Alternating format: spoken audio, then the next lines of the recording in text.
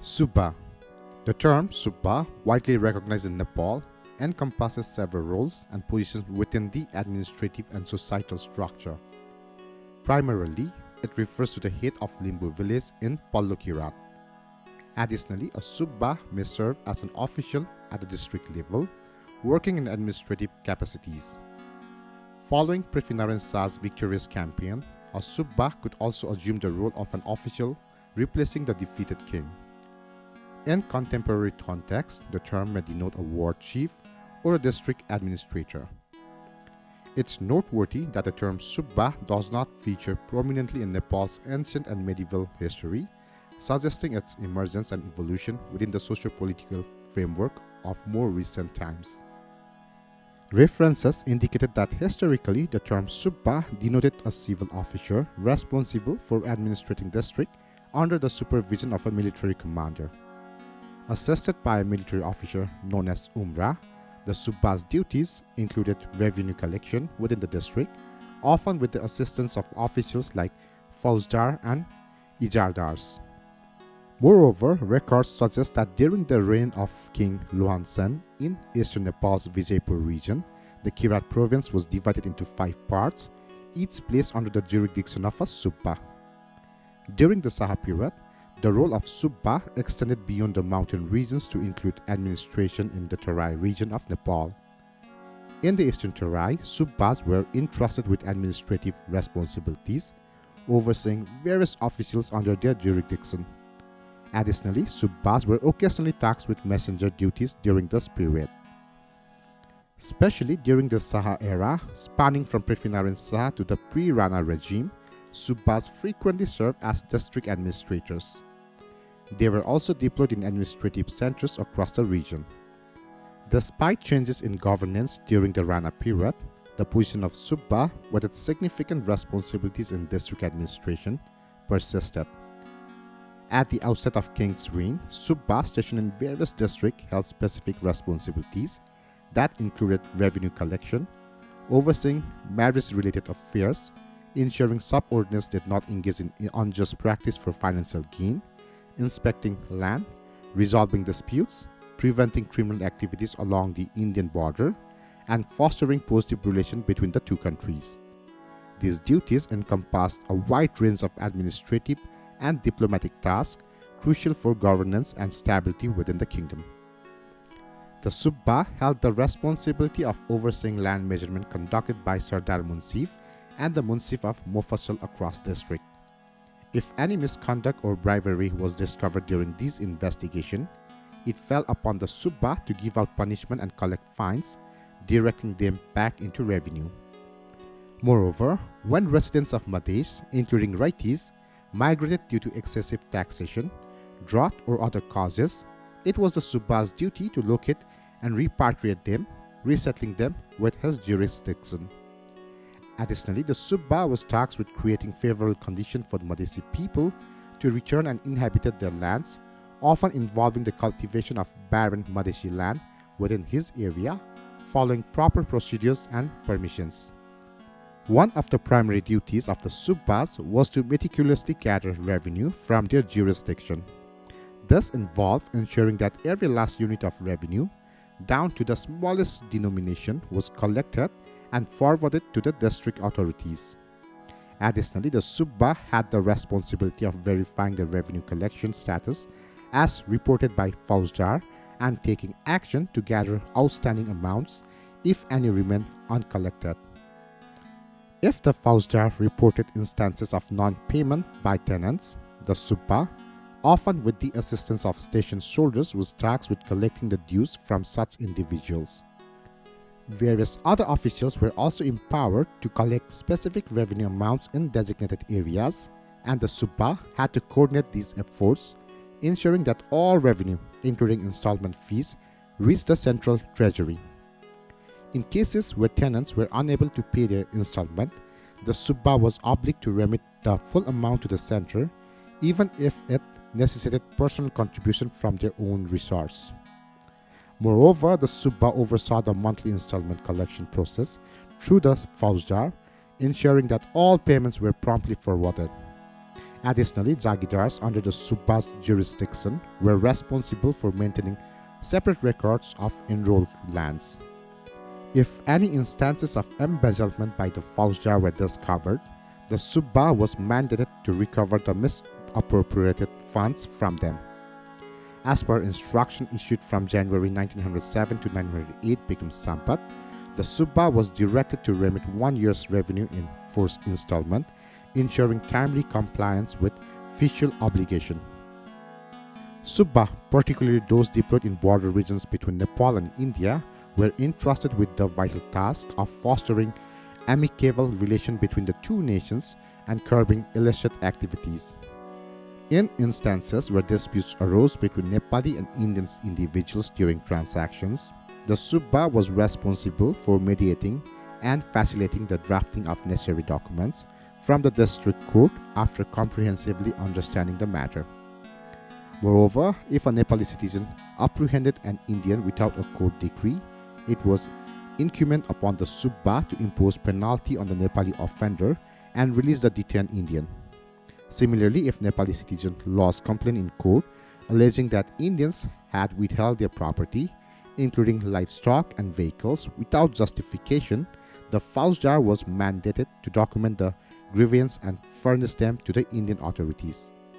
Should the need arise to draft such documents in the name of an Indian magistrate, the Subba himself would endeavor to arbitrate and resolve the disputes independently. If resolution proved elusive despite these efforts, the Subba was obligated to defer to the directives issued by authorities in Palpa. The government of Nepal maintained a vigilant stance to forestall any disturbance along the southern border area.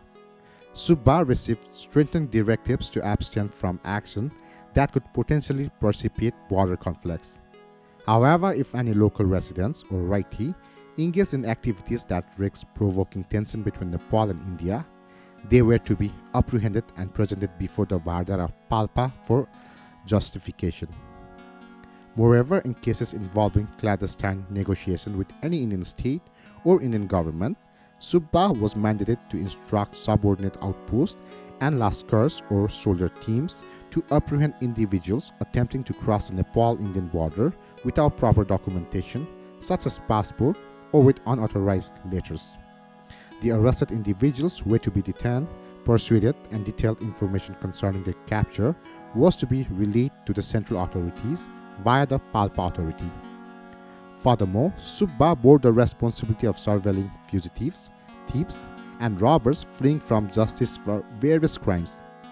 Upon apprehension, these criminals were to be detained, interrogated, and subsequently subjected to appropriate action as per instruction received from central authorities through the Palpa authority.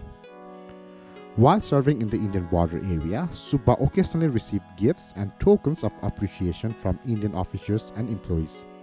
The government authorized Subba to accept such gifts, including salutations and tokens of goodwill from Indians, including ordinary residents or Raitis, if offered voluntarily. However, Subba was strictly prohibited from accepting any form of gratuity or favor from individuals involved in disputes. Any unjust behavior exhibited by Subba in such matters would result in penalties being imposed on him. Instances were documented where employees in various sectors engaged in unfair practice and misappropriate land or revenue for personal gain. To curb such misconduct and ensure accountability, the government implemented measures for punishment and issued clear directives. For instance, starting from the year 1906 Bikram Sambat, if the government needed to issue documents such as Virta or land grants, Figdar or leases, Wik or approvals, or Marwat or sanction, these documents were prepared in the name of Subba. Additionally, when allocating land, it was stipulated that if any excess land was granted beyond the prescribed limit, Subba would be entitled to receive all associated revenues.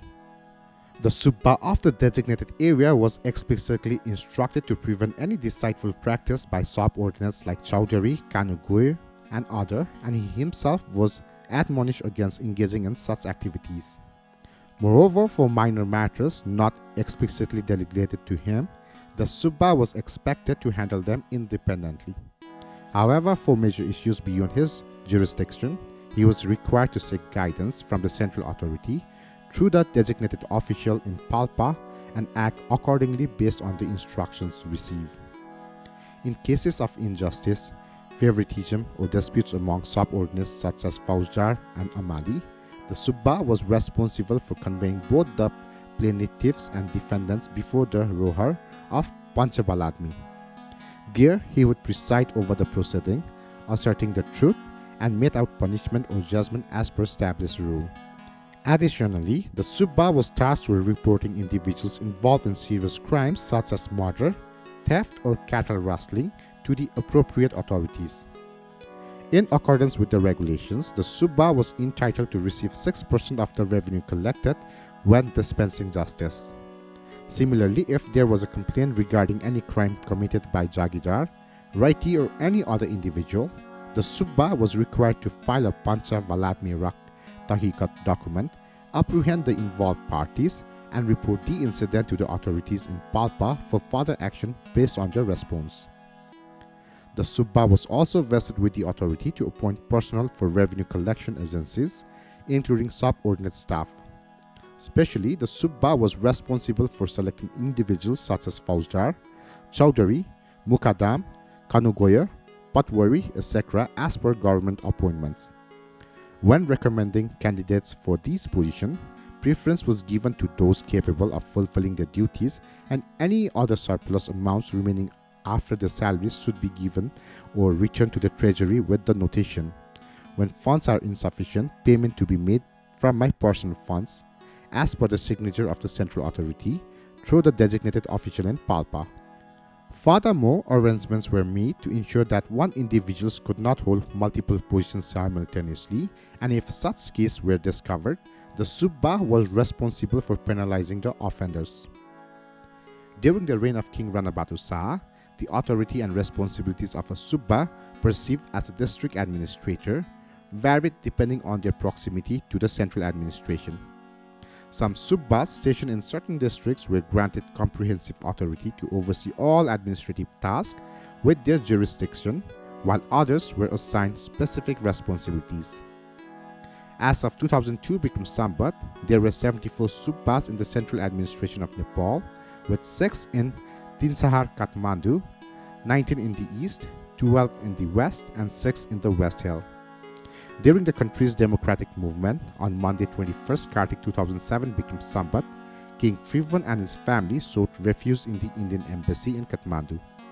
An illustrative instance of this is highlighted in the letter signed by 258 military and civil servants of the central administration, including the chief, where Bhagwati Prasad Singh is noted as the sole Subba among the signatories. Thank you.